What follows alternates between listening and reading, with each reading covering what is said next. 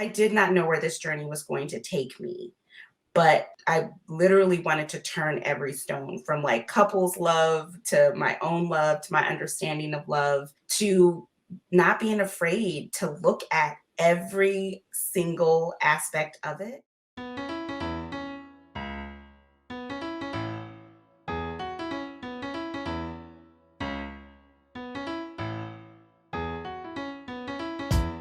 83% of Americans identify as not very happy, which can hold you back and negatively affect your relationships and your business.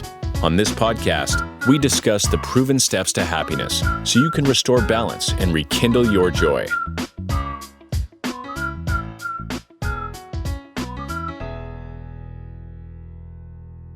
Welcome, everyone, to another episode of How to Be Happy podcast. This is going to be an awesome episode. I am here with Charmaine, aka the Love Lady, and we are going to jump right in. And I'm going to start by firing a question at you, a really important question, Charmaine. What is happiness, and where does someone start to find it? Let me start with, where does someone start to find it? Someone starts to find happiness within. I know it's so cliche, but we cannot find happiness outside of ourselves. So we're going to find happiness inside. Happiness, ooh, it's a feeling. It's a feeling, a delicious feeling, I will say, um, that allows for peace to be entered. So happiness comes from within, and it's just a knowing. It's not conditional as well. Happiness is not conditional. So I have recently, in the last 2 years, gone through this major life transformation. And one of the many things I've learned is that you have everything that you need to be happy within you. And that's a really, really hard concept for many people, including myself, for 47 years. For 47 years, I chased, if I have a yacht, if I can make $1 million, if I can marry this woman, if I can get this girlfriend, right? It was always looking from outside. Where am I going to find love and happiness? And I have found, and it's a beautiful thing, that it's from within, right? Yes, There's nothing outside yourself that can bring you happiness. Is that right?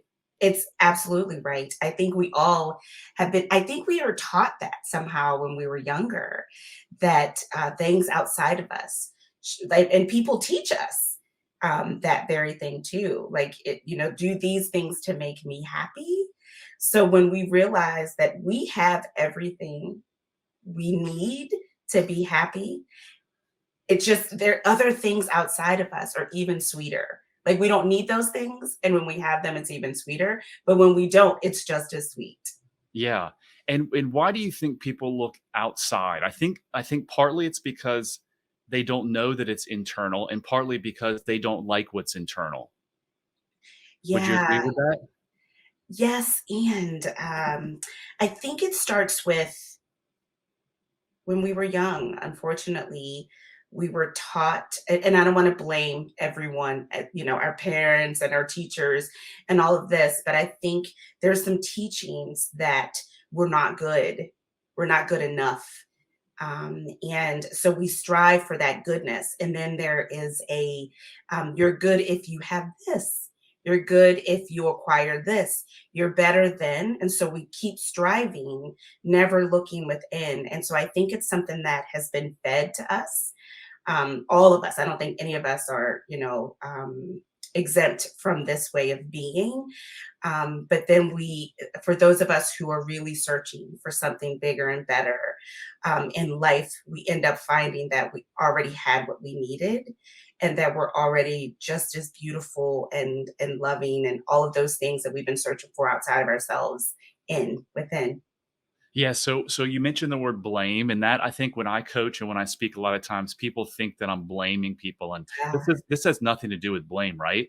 This is about having a sense of awareness, because without awareness, you can't change. So what was modeled to me as a child? My father certainly didn't feel good about himself. So what did he use? He used buying $100,000 cars and wearing fancy suits and flying first class. He literally showed me love through money, because he thought that's how it would prove his worthiness. And I got a lot of that from him in my 47 years. I always thought, I started companies based on how much money can I make because if I make a bunch of money, I'll prove my worth. So yeah, I think a lot of kids unfortunately get that model for them, and it doesn't serve them because, like you said, we've got everything you need to be happy right now, and we always have had it. Absolutely. We always have had it. And you said something very key. It's about awareness.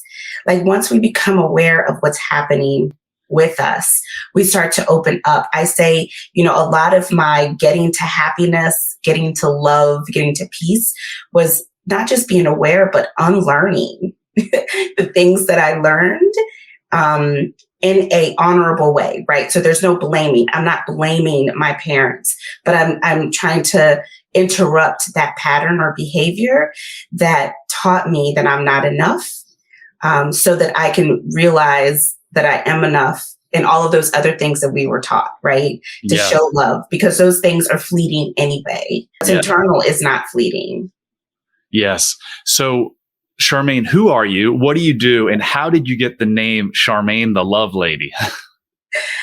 Ooh, who am I? I'm, you know what? Honestly, I just say I'm Charmaine. Like there's just plain and simple. I'm just Charmaine. I'm just a being here. I think I am love.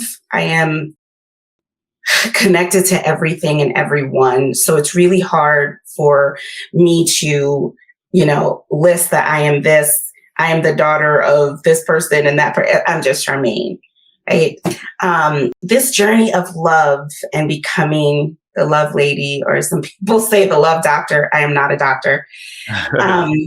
This journey started a long time ago, over 12 years ago, intentionally, but probably a little bit before that, where I was just not happy. I wasn't sure that I understood love.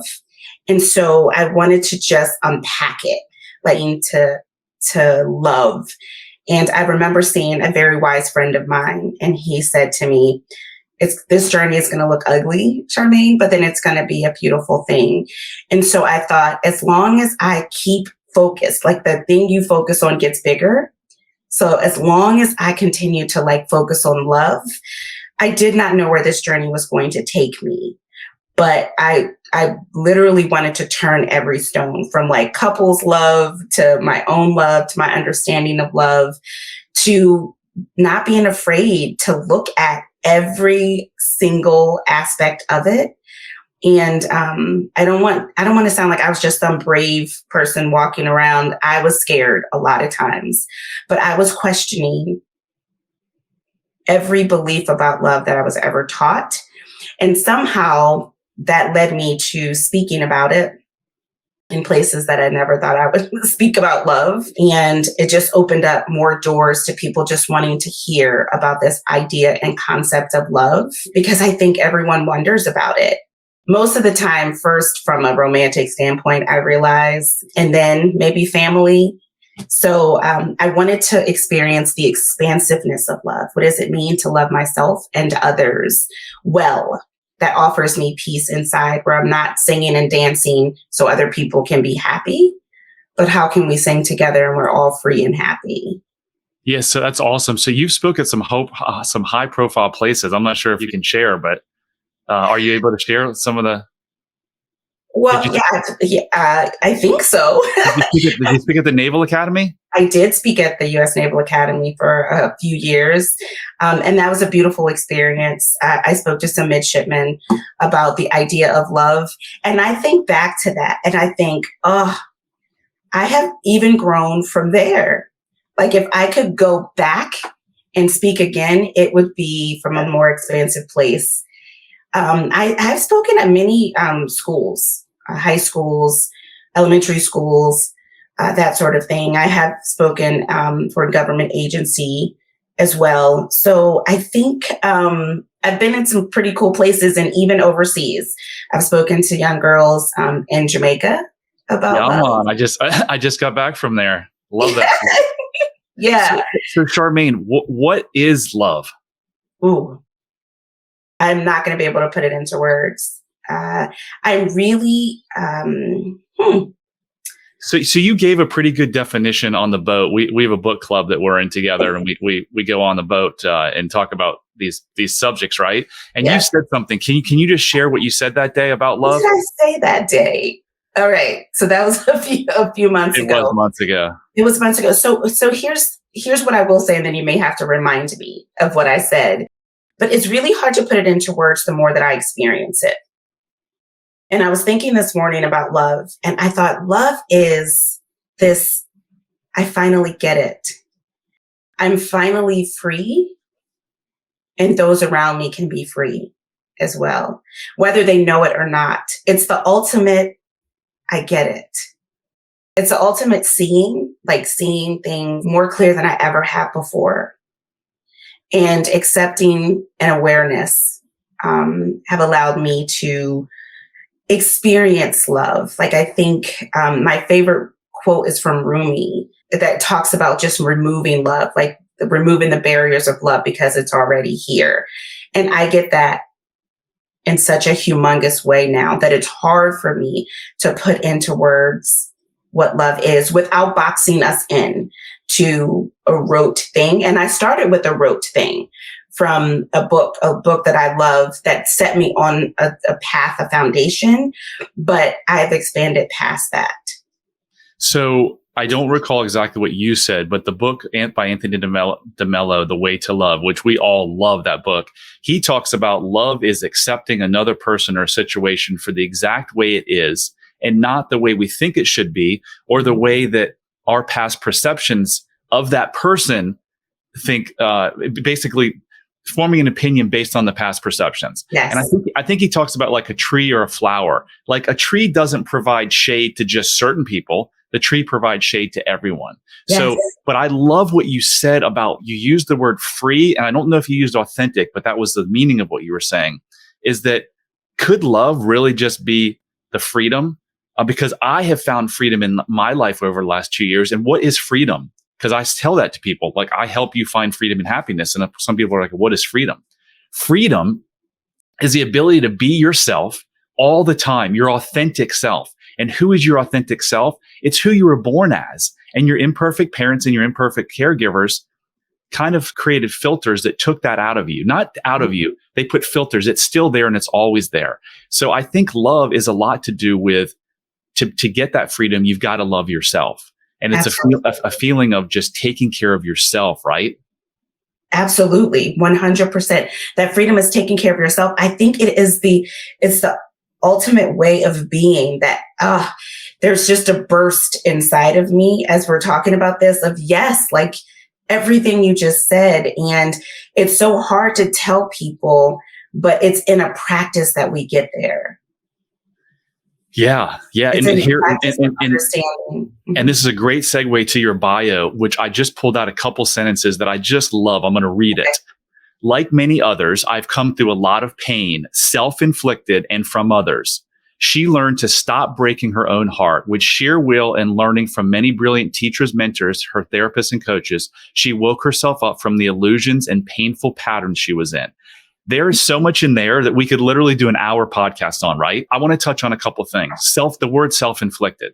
I believe that 99% of all of our problems in the world, or 98, a huge percentage, are self-inflicted, right?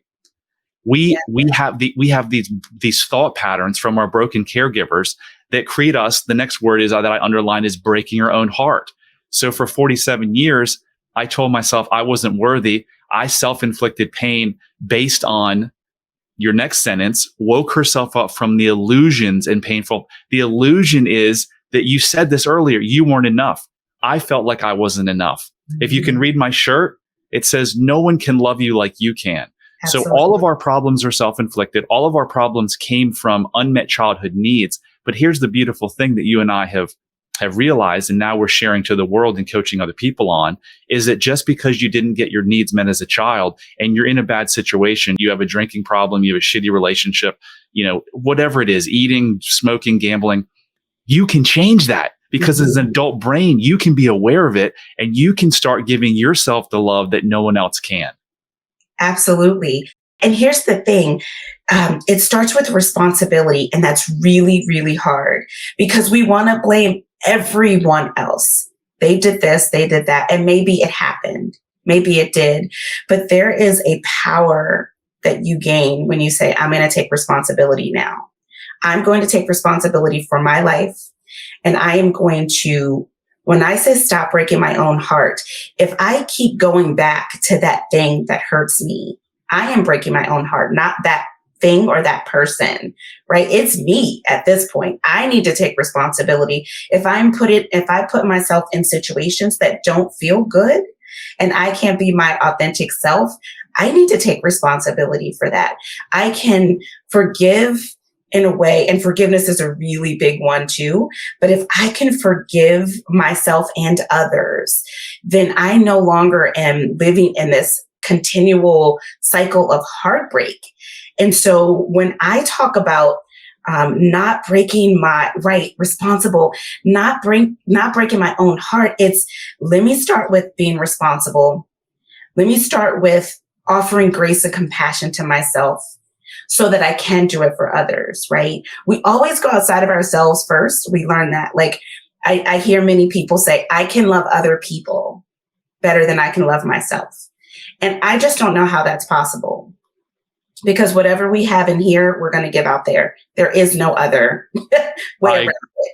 I agree. If I asked you for 12 oranges right now and you didn't have 12 oranges, could you give it to me? I would give it to you. I think there's one exception to that is I think people who don't love themselves can love their children because I think that's just an innate thing we were born with. But I think for the most part, it's really hard to love another human being if you don't love yourself. So back to the responsibility, I purposely wrote it like that because isn't that what responsibility really means? Yes. Your ability to respond, right? Mm-hmm.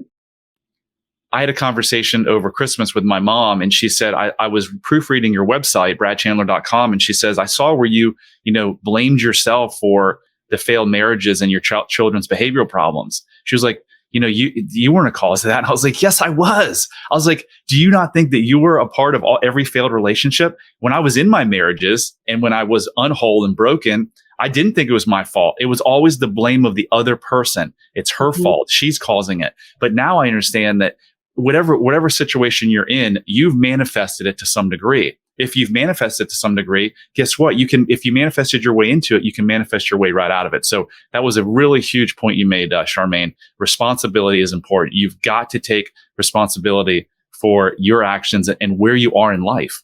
Yeah. It takes that song. It takes two, baby. It takes two, baby. Yes. Me and you. Right. And so there's a book, by Catherine Woodward Thomas called Conscious Uncoupling. And it's about, when you're uncoupling from your spouse. And she says, even if you believe that someone is 97% wrong, you still own your 3%. And so whatever that percentage is, when we take responsibility for how we show up in life for ourselves first, and then to others, and we're brave enough, because I do think you have to be brave and courageous around this thing, because the world tells you to pretend, to hide, to not show up as your full self, but to conform to, I don't even know, like we're conforming to so many different ideas that we get all messed up. But when we really decide to courageously say, I'm going to be me, and I'm going to offer in that responsibility some grace and some compassion and some forgiveness, first to myself. I'm going to really sit with these things. I'm going to really feel these things. Then I can get to a place of loving well, because that's all I really wanted to do. Was I wanted the ability to love well, to love everyone in my life well. But I couldn't do that until I learned about love myself and how to love myself well. So for the people who are struggling, let's rewind like 15 years ago and put yourself in your position. Knowing what you know now, there's a lot of people watching this that are and listening to this that are really struggling and suffering, right? What would you tell them? Like, what are the next couple steps they could take?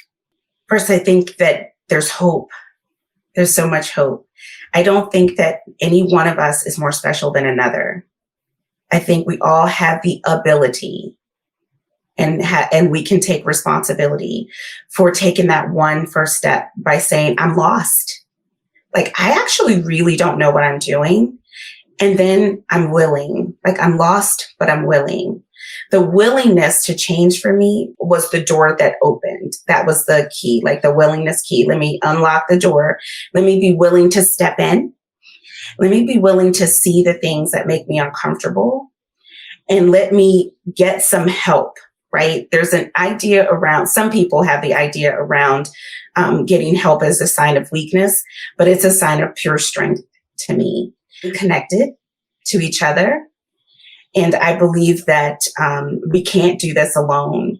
And I think we're starting to live more and more in silos when we're all deeply connected. So I think it's first like admitting it to yourself. You don't need to proclaim to the world, hey, I'm lost, but then be willing to say, I'm willing to do this. I'm willing to take one step at a time.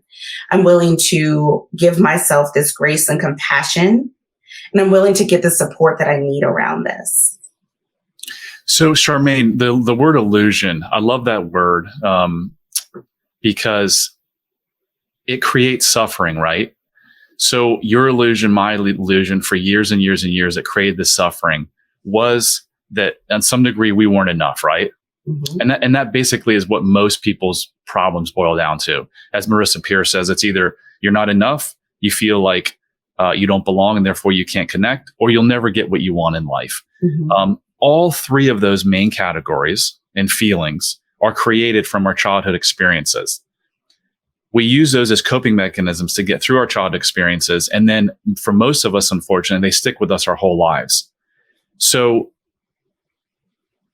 isn't it a matter of like a huge part of happiness is you be willing to face the pain? So the truth, I tell this to people all the time, to get to freedom, you've got to move through the pain of the truth. So isn't that what you did? And maybe just speak a little bit about how, what illusion means to you and the untruths, and how someone would know today if they're living in those untruths? Yeah. The illusion of life. As we sit, I can guarantee you we lived a very different life as children, right? Sure. As a 44-year-old woman, growing up with my parents and grandparents was a completely different experience than yours. So my world looked very different. So I was living in an illusion around being a Black female, right? Which your world looks different, and but also other people. We all have this, like, we all come together in these worlds that none of it makes sense because we didn't have the same parents. We didn't have the same upbringing. And so somehow there was an illusion of separateness, first of all. And so I think what happened, what broke it for me, the first thing that burst the bubble of illusion was the question of, is it true? Everything that I thought about, is it true? Am I willing to face the fact that if it's not true, am I willing to let go? Or am I willing to hold fast to, I've got to still believe these things because this is how I was raised, or this is what I was born into? And that, is it true, as scary as that was at times, freed me. Is it true that I am this person, or that person is that person, this person? Is it true that this thing makes us divided, right? That is, once I hit that, is it true? And that came from a teaching also from Byron Katie, who is one of my greatest teachers, I will say, along with many others. But once we question our beliefs, is it true? We can then let those things go. Because most of the time the answer is, it's not true. Is it true that I'm not enough? No, that's not true. Is it true that Brad and I can't sit here and be in communion with each other around love, peace, and happiness because we come from different worlds? No, that's not true.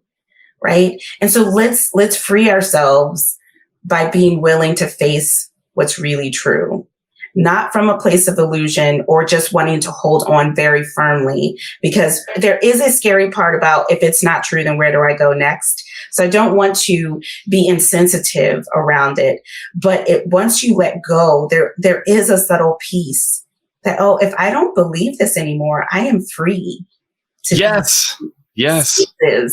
that allow for others to come, and we can all be free together. Yes. The truth shall set you free, right? I never knew how impactful that statement really was, but it's the truth. And I teach my clients and my followers that you literally can't suffer in life if you live in the truth. And if you're suffering, you have to just do what you did. Ask yourself, is this the truth? I'm not enough. I'm not lovable. I'm not worthy. I don't deserve a good relationship. I don't deserve a nice house. I don't deserve this promotion at work. If you really ask yourself the truth shall set you free. Because what is the truth? The truth is that you were born, whether you believe in God or not, the universe or God brought you into this world, right? As this perfect human being. You still are at your essence this perfect human being. Do you behave perfectly? Do we behave perfectly? No, but it doesn't mean that we're still not this amazing person at our essence. And all of the suffering in the world is from people just not believing that truth. Yeah, absolutely. It frees us. There is such a freedom when we don't believe those things that once kept us separate from ourselves first, because those things keep us separate from who we are too. Like that's where it starts. But then it connects us in a way with people in our lives that just fills us up even more. Like there's a feeling that I get when I am with you all, right? That I can't explain, but it's just look at that amazing human being that I'm getting to talk with as well. Yeah, so you're talking about a group that we formed, and there's probably 5 or 6 of us, and we're all on this journey together, right? We're on this journey of what is this journey? This journey is we're trying to get better and better at self-love, which will allow us to love everything else, because we are at the essence just love, right? Yes. That's all we are. We are literally pure love, and that's the truth. So when I hear people say like, well, my husband isn't affectionate, or my husband's not the dancer, he doesn't like to sing. Go back to when you were 2 years old. Show me a child who's 2 years old who won't go up to a stranger, put their arm around, sing, dance out loud, kiss another person. Like that's who you are at your essence. You were made in your heart to sing and dance out loud, to hug other people, to have no prejudice. If someone takes your ball, 2 seconds later, you've forgiven them and you're playing with them, right? That's who you are. How many people can go to a bar or a dance place right now and dance and sing out loud and be their true self? Very, very, very few without the use of drugs or alcohol. And why is that? Because they're living in the lie that, oh my gosh, if this person judges me or says something, it's going to show that, yeah, I'm not enough. Right. And that takes away your ability to be free and authentic. And it just, all you have to do is change your thinking. You don't have to go out and run a marathon. You don't have to go build a factory in Zimbabwe. You just need to change your thinking. Everything starts and ends with your thinking. And I love that you said that, because what the idea of changing your thinking is to be in awareness of what you actually think. I think we don't know what we're thinking of because we have so many thoughts running through our heads, that when we're able to slow down and really see what we're thinking, and I know that sounds maybe like an oxymoron, but you have to know what you're thinking in order to get there. Does that make sense? Absolutely. So if we were on this podcast 2 years ago, before I went through my transformation, and you said, Brad, if you were interviewing me and you said, Brad, do you have self-love? Do you love yourself? I'd be like, yeah, I love myself. And if you said, Brad, do you care what other people think? I was like, no. You know what the truth is, though? Those were lies. I didn't truly love myself, and I did worry about what people thought. So if you're sitting here thinking the same thing, like, I love myself, and I don't care what other people think, ask yourself a couple questions. What have your relationships been like throughout your life? Have they been from one rocky road to the next? Ask yourself, do you find yourself judging other people all the time? Do you find yourself judging yourself? Do you find yourself talking negatively to yourself on a regular basis? Do you participate in self-destructive behaviors? Do you drink too much, spend too much money, smoke too much, whatever it is, eat too much? Any of those things are signs that, So, because if someone would have said that to me 2 years ago, well, Brad, look at all your things. Because someone, if they're an alcoholic, you can ask them, hey, how does it affect your personal life, your business life, your health? Have you been in trouble with the law? And the results will show you, are you an alcoholic or not? It's the same thing if you love yourself. So ask yourself those things. And if a lot of those answers are no, I don't love myself, I promise you that every area of your life is negatively impacted. And when you can understand that you're pure love and that you're enough, and get rid of those untruths, we've, Charmaine and I are witness or proof here. Like the world changes. Like my eyes, I have a new set of eyes. I see the world completely different than I did 2 years ago. Absolutely. And I think so many great points that you just made, Brad. And I believe that when it comes to self-love, right, we always say, absolutely, I love myself. And I think when I first started this journey, I found this brilliant book by Bell Hooks called All About Love. And that was the foundation of where I started. I want to make sure that you understand that. But she lists she lists things like respect, care, open communication, some other things that she listed around love. And so I would use that as a barometer for myself on how I'm loving myself well. Am I showing myself respect? When she says open communication, am I communicating with myself well? Am I caring for myself in a way that someone who loves themselves would? Am I showing recognition for the work that I'm doing inside of myself instead of beating myself up? And so it was that barometer that I started to use. And in that, it taught me, you know what, you're not loving yourself well. If you're being inauthentic in a space because you're not comfortable, you're not loving yourself well. So so it's always like going back to the drawing board and saying, okay, so here's another point that I need to okay, here's another thing I need to work on. Oh, I wasn't honest. Love is honest, right? I believe that was one of the things that was listed. Now, am I being honest with myself and others? And so when I started to do that, it was like, oh, now I'm learning how to treat myself. And now I'm learning how to treat others with love, respect, and care because I'm giving it to myself first. It really kind of broke up this concrete foundation that was set where I was not loving myself well. Yeah. Yeah. Well, that was well said. Love the part about you don't love yourself if you're not being authentic. And here's one of the greatest things about the human body and mind is that we have built-in alarm systems that often people don't put the batteries in the smoke detector, or they just listen to it beep all day and don't do anything about it. But just like when you have a headache or you have a fever, it's your body's way of saying, hey, dude, something's wrong, right? When you feel internal strife, when you are in a situation and you feel uncomfortable, like you said, and you're not your authentic self, when you go to a social situation and you've got to have 3 drinks before you can talk to someone, or you can't dance or sing, and your body gives you this like anxious feeling, that is the greatest thing in the world. People look at that and they beat themselves up and they're like, why am I feeling this? They'll never have another drink. Use that as a barometer to be like, something isn't right.